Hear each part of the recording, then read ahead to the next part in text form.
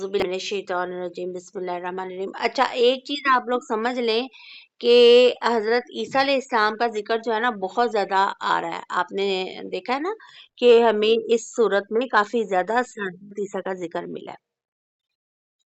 अब उसकी रीजन ये है कि देखें, वाहिद पैगंबर जिनको अल्लाह ताला ने रसूल बनाकर भेजा, एक तो उनके कत्ल की साजिश की गई, ठीक है। दूसरा ये कि उनको ऐन अल्लाह करार दिया गया। जो उनके फिरके के लोग हैं, जो उनको मानते हैं, अहले किताब यानी ईसाई जो है ना, उन्होंने हजरत ईसा अलैहिस्सलाम को ऐन इलाही करार दिया, नौजुबिल्ला, कि ये अल्लाह ही हैं। और उनका एक फिरका कहता है नौजुबिल्ला वो अल्लाह ही हैं, और जबकि दूसरा उनका फिरका जो है वो तीन खुदाओं का यानी कायल है, जिसमें वो कहते हैं कि तीन खुदाओं में भी उनमें भी आगे फिरके हैं। उनमें एक फिरका ये कहता है कि नौजुबिल्ला हजरत ईसा जो है वो बेटे हैं, और अल्लाह जो है वो नौजुबिल्ला बाप है, और हजरत मरियम अलैहिस्सलाम जो है वो नौजुबिल्ला अल्लाह की बीवी है, नौजुबिल्ला। ठीक है, तो ये देखिए कितना शिर्क जो है ऐसा किया उन लोगों ने कि अल्लाह ताला को तो एक जर्रे बराबर भी अपने साथ कोई शरीक ठहराया जाए तो पसंद नहीं है। तो उन्होंने पूरी की पूरी नौजुबिल्ला अल्लाह की फैमिली बना दी जाए, हालांकि अल्लाह इन चीजों का मोहताज नहीं है, ठीक है। इसलिए सूरह मायदा में बहुत ज्यादा ईसाइयों का जिक्र और उनके टॉपिक को डिस्कस किया गया है कि अल्लाह को शिर्क पसंद ही नहीं है। फिर दूसरी बात ये भी आप देख लीजिए कि इस हजरत ईसा अलैहिस्सलाम जो है ना, वो जस्ट एक पैगंबर थे, एक रसूल थे। जब वो आए फिर उनका आसमान की तरफ जिंदा उठना, ये भी एक मौजजा। अल्लाह ने उनको कत्ल से बचा लिया, मसलूब होने से बचा लिया, ठीक है। अब हजरत ईसा अलैहिस्सलाम ने दोबारा भी आना है इस दुनिया में, ठीक है। तो जब दोबारा आना है तो तब उन्होंने उम्मती की हैसियत से आना है, आप सल्लल्लाहु अलैहि वसल्लम की उम्मती की हैसियत से आना है। उन्होंने नबी और पैगंबर की हैसियत से नहीं आना, ठीक है। इसलिए बहुत ज्यादा जरूरी था कि मुसलमानों के कॉन्सेप्ट क्लियर हो, मुसलमानों को सही तरीके से इल्म हो कि हजरत ईसा अलैहिस्सलाम कौन है और उनके साथ क्या क्या कुछ हुआ और अल्लाह ताला ने उनको कैसे कैसे मौजज़ात अता किए। और हर काम जो है वो एटलीस्ट एट द एंड इस नतीजे पे पहुंचता है कि हर मौजज़ा अल्लाह के हुक्म से हुआ, बिइज़्निल्लाह।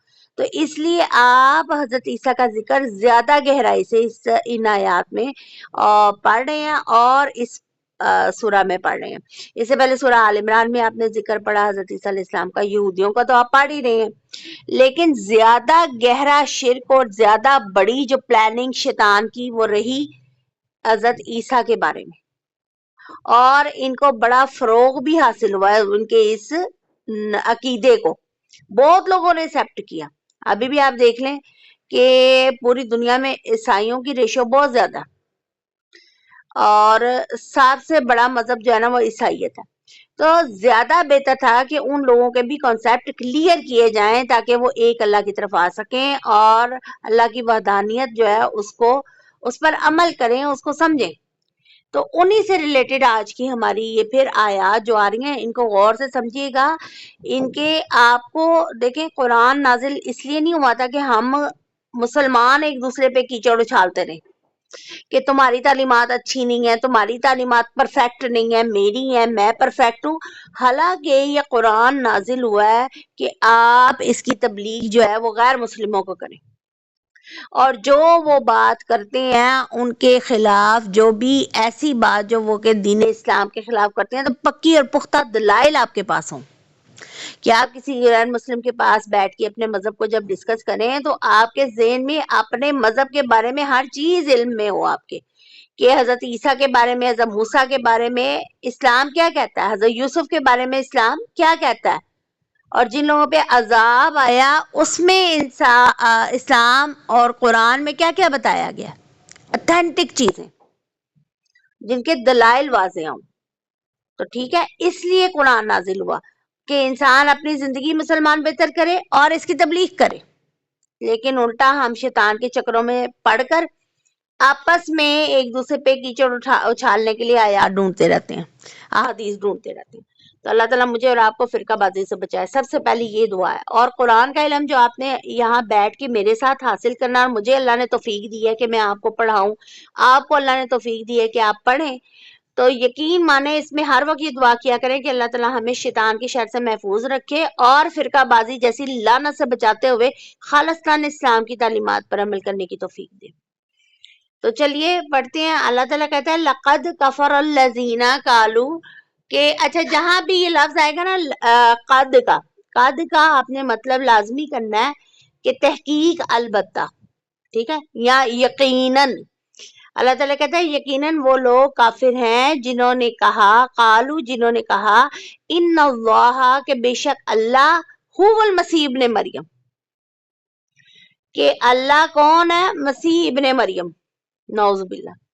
کل فمن یملک من اللہ شیئا، تو آپ صلی اللہ علیہ وسلم ذرا ان سے پوچھئے کہ اگر اللہ تعالیٰ مسیح ابن مریم کو اور اس کی والدہ کو جو کچھ زمین میں ہے اور ان سب کو ہلاک کر دینا چاہے تو کس کی مجال ہے کہ وہ اللہ کو اس کے ارادے سے روک سکے؟ سمجھ آ گئی؟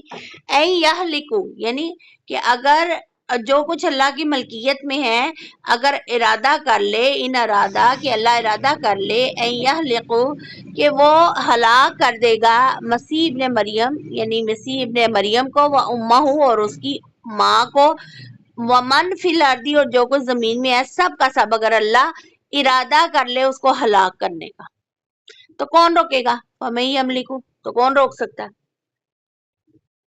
کتنی بڑی بات اللہ تعالیٰ نے اس عقیدے کا رد کرتے ہوئے کہہ دی. ٹھیک ہے نا؟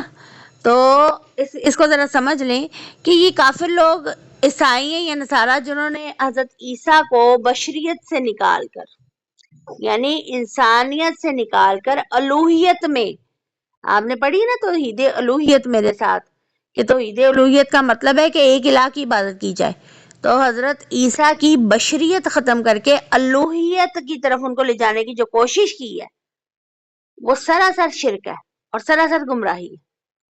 اور اس میں گمراہی کے کئی راستے یعنی آتے ہیں، اور ایک فرقہ جو عیسائیوں میں وہ یہ بھی کہتا ہے کہ نعوذ باللہ اللہ تعالیٰ عیسیٰ علیہ السلام کے جسم میں حلول کر گئے، اللہ معاف کرے، نعوذ باللہ.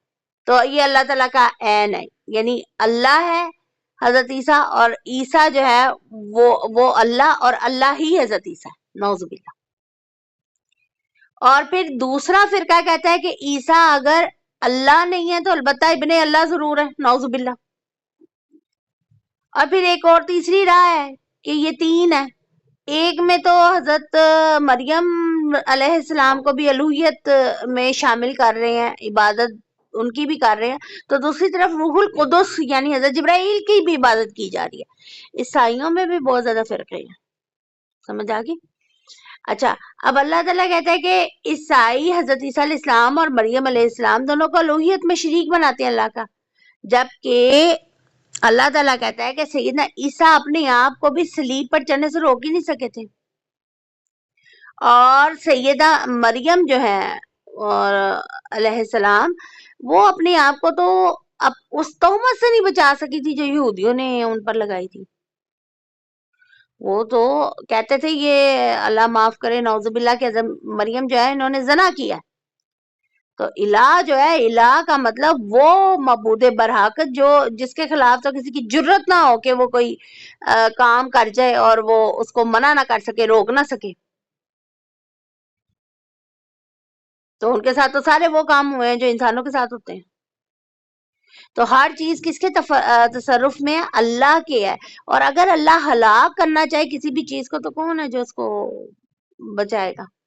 پھر یہاں پہ جو لفظ استعمال ہوا ہے نا، ذرا اس کی آپ لوگ گہرائی میں جائیں کہ جو لوگ بھی یہ عقیدہ رکھتے ہیں، یہودیوں نے حضرت عزیر کو، میں بار بار آپ کو بتاتی ہوں کہ حضرت عزیر کو بھی بیٹا قرار دینے دیا اللہ کا، نعوذ باللہ انہوں نے. اور وجہ کیا تھی؟ صرف یہ کہ وہ زندہ ہو کے جب 100 سال بعد کی نیند کے بعد اٹھے ہیں تو وہ زیادہ ینگ تھے، اپنے پوتے پوتیاں ان کے سارے اور پڑ پوتے جو ہیں وہ بوڑھے ہو چکے تھے اور وہ ینگ تھے، کیونکہ اللہ نے ان کو 100 سال کی نیند سلا دیا تھا. تو انہوں نے کہنا شروع کر دیا کہ یہ اللہ. اچھا، اب یہ دیکھیں کہ یہ ساری چیزیں جو ہے نا، یہ ہمیں سوچ و فکر کی دعوت دیتی ہے. سمجھ آ گئی کہ ہر چیز جو ہے وہ اللہ کے اختیار میں ہے. اللہ تبدیل کرتا ہے. اللہ نے اپنے پیغمبر بھیجے ہیں. وہ اللہ کی صرف تبلیغ کرنے آئے تھے کہ اللہ کی طرف آؤ. توحید کی تبلیغ کی انہوں نے کہ اللہ ایک ہے، الہ ایک ہے، اسی کو مانو. پھر انہوں نے تبلیغ کی کہ میں رسول ہوں اللہ کا، یا میں نبی ہوں اللہ کا، یہ انہوں نے بتایا. پھر جو کوئی بھی آیا نبی اس دنیا میں، رسول آیا، اس نے آخرت کی تبلیغ کی.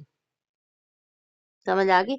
تو یہ آیات محض ان کا ترجمہ پڑھ کے گزر جانے کی ضرورت نہیں ہے. ان کی گہرائی میں اتر کر اس کو سوچیں، خود غور و فکر کریں، اور اپنے ارد گرد کے لوگوں کو شرک سے بچائیں. اب موجودہ صورتحال میں دیکھ لیں مسلمان کیا کیا کچھ کر رہے ہیں، کس طرح سے شانوں میں غلو کر رہے ہیں.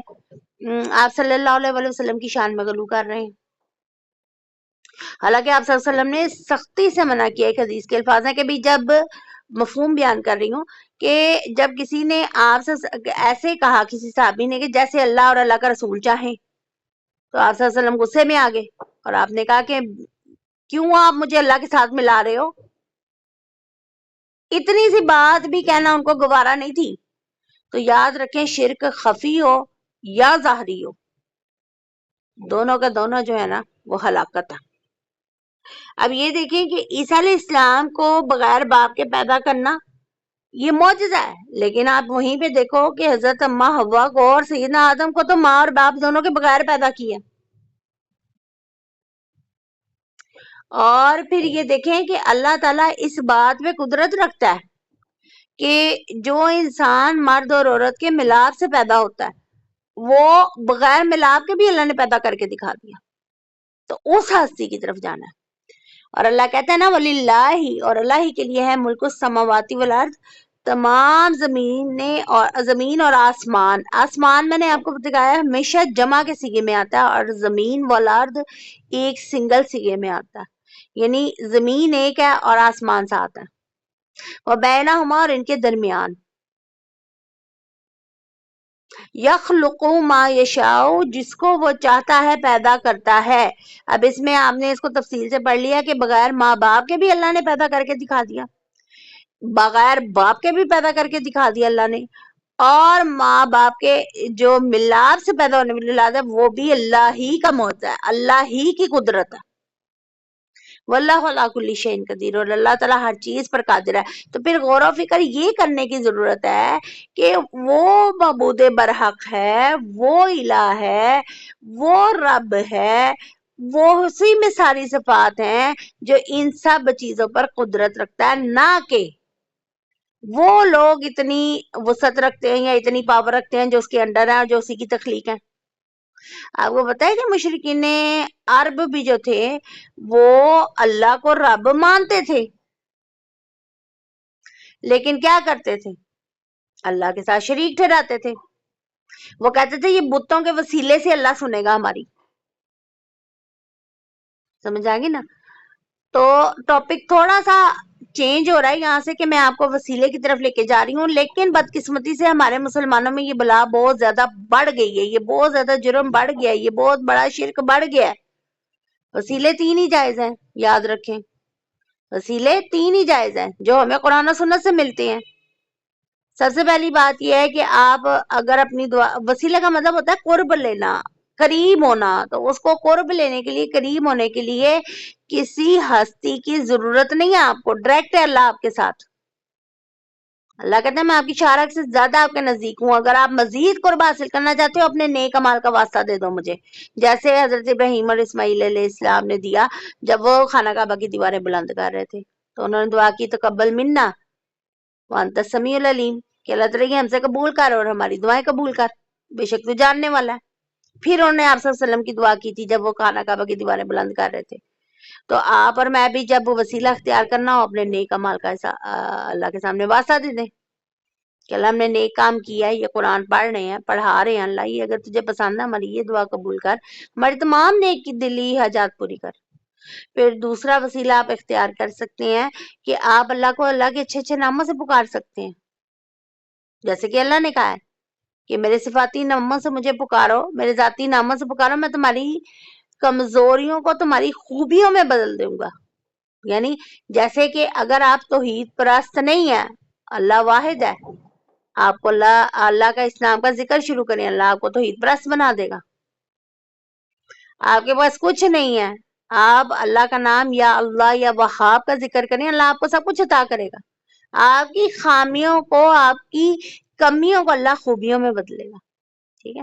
پھر اس کے بعد ایک بات اور آ جاتی ہے ہمارے پاس وسیلے کے حوالے سے، کہ کوئی بھی نیک جو ہے یا کوئی بھی سینئر جسے سمجھ لیں، یا کوئی بھی نیک سمجھ لیں، آپ کسی دوسرے مسلمان کو اپنے لیے دعا کا کہہ سکتے ہیں. آج کل مسلمان کیا ہے، لوگ دوسری درگاہوں پہ گھومتے پھرتے رہتے ہیں، ادھر ادھر جاتے آتے رہتے ہیں، اور جی ڈھونڈ رہے ہوتے ہیں کہ کوئی اللہ کا ولی مل جائے، اس سے ہم دعا کرائیں. اللہ کے ولی تو آپ کے گھر میں بیٹھے ہیں، آپ کے ماں باپ ہیں. جن کے ماں باپ نہیں ہیں، آپ دیکھیں نا کہ اپنی خالوں سے کہیں، پھر خالائیں نہیں ہیں تو ماں کی فرینڈ سے کہہ دیں، باپ کے دوستوں سے کہہ دیں، یا سینئر جو ہیں، جو نیک ہیں، آپ کو لگتا ہے آپ کے قریب ہیں، جو آپ ان سے کہیں گے کہ ہمارے لیے دعا کیجیے. یہ کہا جا سکتا ہے. یہ 3 جائز وسیلے ہیں. مقصد ان آیات کا یہ ہے کہ شرک سے بچا جائے. تو آپ نے اور میں نے ہمیشہ شرک سے بچنا. آج کی آیات کی تفسیر بتانا زیادہ ضروری تھا، کیونکہ مطلب اس کا تو بہت آسان ہے.